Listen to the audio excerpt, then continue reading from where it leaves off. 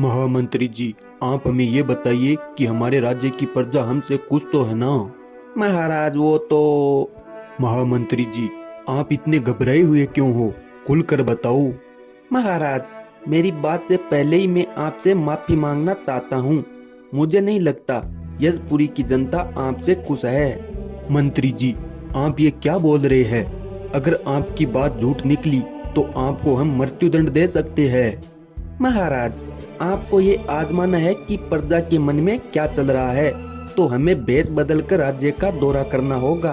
फिर पता चलेगा इस राज्य की प्रजा आपसे कितनी खुश है। अगली सुबह राजा और महामंत्री दोनों अपना भेष बदल लेते हैं और सीधा राज्य की ओर निकल जाते हैं।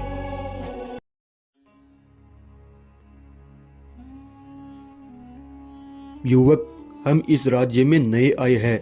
हमें इस राज्य के बारे में कुछ भी नहीं पता है। हमें आप ये बताइए कि यहाँ का राजा कैसा है?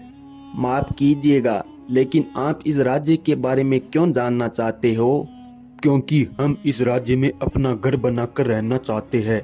मैंने सुना है यहाँ का राजा यश बहुत ही दयालु और गुणी स्वभाव के है और वो हमेशा अपनी प्रजा को अपने बेटे की तरह देखभाल करते हैं। क्षमा कीजिएगा, लेकिन आपको किसी ने झूठ बताया है। यहाँ का राजा दुनिया का सबसे बड़ा मूर्ख राजा है। वो अपनी रानी की भी देखभाल अच्छी तरीके से नहीं करता है, तो प्रजा की देखभाल क्या घंटा करेगा। ये सब सुनकर राजा को काफी ज्यादा गुस्सा आ जाता है। फिर भी वो एकदम शांत रहे, क्योंकि उन्हें प्रजा की राय जाननी जरूरी समझी। युवक, तुम्हें किसने बताया कि राजा रानी की देखभाल नहीं करता है? यह बात तुम किस आधार पर बोल रहे हो? बताया किसी ने नहीं, हम गांव वालों ने अपनी आंखों से देखा है। रात को एक राजकुमार रानी सुरुचि से मिलने आता है। अब देख लो, राजा खुद की रानी की देखभाल नहीं करता, तो हमारी देखभाल की उम्मीद ही छोड़ दो। धन्यवाद युवक, अब हम इस राज्य में अपना घर नहीं बनाएंगे। ऐसा बोलकर राजा और महामंत्री दोनों अपने महल की तरफ लौट आते हैं। महामंत्री जी, आज हमें पता चला हमारे महल में क्या चल रहा है। अब हमें खुद पर घृणा होने लगी है। महाराज, आप किसी युवक की बात मानकर ऐसे मायूस नहीं हो सकते। पहले आप रानी सुरुचि के पास जाओ और उन्हें पूछो, तब पता चलेगा ये बात कितनी झूठ है और कितनी सच है। राजा रानी सुरुचि के पास जाता है। आ गए आप, चलो मैं आपके लिए मदिरा बनाकर लाती हूँ। नहीं महारानी, आज हम मदिरा नहीं पिएंगे। आज हमारी तबीयत काफी ज्यादा खराब है। मुझे लगता है आप हमसे प्रेम नहीं करते हो, तभी मेरे हाथ की मदिरा का जलपान नहीं कर रहे हो। नहीं महारानी, ऐसी कोई बात नहीं है। चलो आप मदिरा बनाकर लेकर आओ।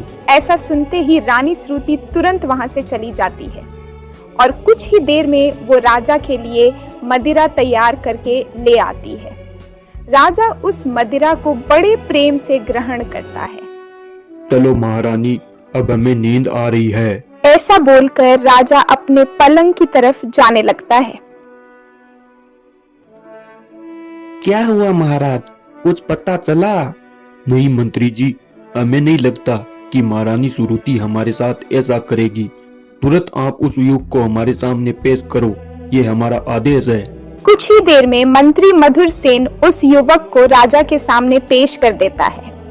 युवक, हमने सुना है तुम रानी सुरुचि के बारे में झूठी अफवाह फैला रहे हो। तुम ये नहीं जानते, इसके बदले में हम तुम्हें मृत्युदंड भी दे सकते हैं। महाराज, मैं झूठ नहीं बोल रहा हूँ। कल रात भी वो राजकुमार आपके महल की तरफ जा रहा था, मैंने अपनी आंखों से देखा। युवक, मुझे लगता है तुम्हें मौत से डर नहीं लगता है, तभी तुम ऐसी अपमानजनक बातें कर रहे हो। महाराज, सच बोलने वाले मौत से नहीं डरते हैं। मुझे पता है आप महारानी से बहुत प्यार करते हो, तभी आपको मेरी बातें झूठी लग रही है। ठीक है युवक, तुम यहाँ से जाओ। हम इस बात की जांच पड़ताल करेंगे। अगर तुम्हारी बात झूठी निकली तो तुम्हें सीधा सूली पर चढ़ा दिया जाएगा। जी महाराज, मुझे मंजूर है। ऐसा बोलकर वो युवक वहां से चला जाता है।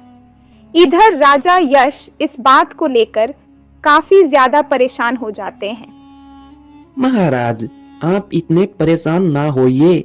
मुझे आप ये बताइए, जब आप रात को अपने शयन कक्ष में जाते हो तो आपके साथ क्या होता है? मेरा मतलब महारानी सुरुचि में आपको कुछ बदलाव नजर आते हैं? मंत्री जी, महारानी सुरुचि हमसे बहुत ही ज्यादा प्रेम करती है। वो हर रोज हमें मदिरा पान करवाती है। क्या बोले महाराज, मदिरा पान? महाराज, मैं आपको एक बात कहना चाहता हूँ, बुरा मत मानिएगा। हाँ महामंत्री जी, बोलिए। आप हमारे मंत्री हो, आपको बोलने का पूरा हक है। महाराज, मुझे लगता है महारानी सुरुचि आपको मदिरा में कुछ मिलाकर पिलाती है, तभी हर रोज वो आपको मदिरा सेवन करवाती है ताकि आप गहरी नींद में सो जाओ। हाँ, हो सकता है ये मंत्री सच बोल रहा हो, क्योंकि रानी जैसे ही हमें मदिरा पान करवाती है मानो हमारे शरीर में नींद का पार्ट टूट गया हो, वैसे लगता है। हो सकता है मंत्री जी आप सच बोल रहे हो। अब आगे मुझे क्या करना होगा? महाराज, मेरे पास एक योजना है। इस बार जैसे ही रानी आपको मदिरा लाकर देती है, आपको मदिरा नहीं पीनी है, बल्कि पीने का सिर्फ ड्रामा करना है, ताकि महारानी को ऐसा लगना चाहिए कि आपने मदिरा का सेवन कर लिया है। राजा शयन कक्ष में रानी के पास आ जाता है। आज आप कुछ ज्यादा ही परेशान और थके हारे लग रहे हो। रुको, मैं आपके लिए ताजी मदिरा बनाकर लेकर आती हूँ। ऐसा बोलकर रानी श्रुति वहाँ से चली जाती है और कुछ ही देर में मदिरा बनाकर राजा के पास में आ जाती है। राजा को महामंत्री की बात याद आ जाती है। वो मदिरा का गिलास अपने मुंह के पास ले जाकर सारी मदिरा फर्श पर गिरा देता है, ताकि महारानी को ऐसा लगे कि राजा ने मदिरा का जलपान कर लिया है। ठीक है महारानी, अब मुझे बहुत जोरों से नींद आ रही है। ऐसा बोलकर राजा अपने पलंग पर लेट जाता है। महारानी राजा को नींद लेते देखकर शयन कक्ष से बाहर चली जाती है। इधर राजा यश नींद नहीं बल्कि नींद आने का ढोंग कर रहा था। राजा भी रानी के पीछे पीछे चला जाता है।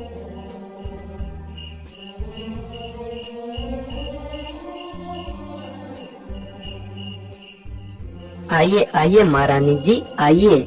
राजा को रोज रोज मदिरा में नींद की गोली मिलाकर तुम रोज मेरे पास चली आती हो। अब यह भी बता दो, उस राजा यश को जहर देकर कब मारने वाली हो, ताकि मैं जल्दी इस यशपुरी राज्य का राजा बनूं और तुम मेरी महारानी बनो। राजकुमार तरुण, अभी राजा को जहर देने का सही समय नहीं है। जब मौका मिलेगा तो नींद की गोली के साथ जहर भी डाल दूंगी। ये सारा कारनामा वहाँ पर खड़ा राजा यश सुन रहा था। वो बेचारा युवक सही कह रहा था, मैं ही मूर्ख था जो महारानी सुरुचि पर आंख मूंद कर विश्वास कर लिया। चलो मैं जल्दी यहाँ से चलता हूँ, महारानी आने से पहले मुझे शयन कक्ष में जाना होगा। इतना कहकर राजा अपने महल की ओर लौट आता है। इधर कुछ ही देर में महारानी श्रुति भी महल की तरफ लौट आती है। अगली सुबह राजा यश ने सेनापतियों को राजकुमार तरुण को बंदी बनाने का आदेश दे दिया था और महारानी श्रुति को सभा महल में बुलाने का आदेश दे दिया। महारानी सुरुचि, हम आपसे बहुत ही ज्यादा प्रेम करते थे, लेकिन आपने हमारे साथ विश्वासघात किया और मुझे जहर खिलाकर मारने की बात की। हम आपको अभी इस राज्य से सदा के लिए निकालने का आदेश देते हैं। इधर कुछ ही देर में सेनापति राजकुमार तरुण को बंदी बनाकर राजा के सामने पेश कर देते हैं। सेनापतियों, ले जाओ इस मनहूस को और कारावास में बंद कर दो, ताकि इसे भी पता चले कुमौत किसे बोलते हैं। इधर महारानी श्रुति हमेशा के लिए वो राज्य छोड़कर चली जाती है। इधर राजकुमार तरुण को कारावास में डाल दिया जाता है। युवक, तुमने एक राजा के सामने सच बोलने का हौसला रखा। हम तुम्हारे गुण और फौलादी कलेजे को सलाम करते हैं। महामंत्री जी, इस युवक को सोने चांदी जेवरात से नहला दो। इधर राजा को भी पता चल गया था कि आंख मूंद कर किसी पर भी भरोसा नहीं करना चाहिए, चाहे अपने हो या पराए।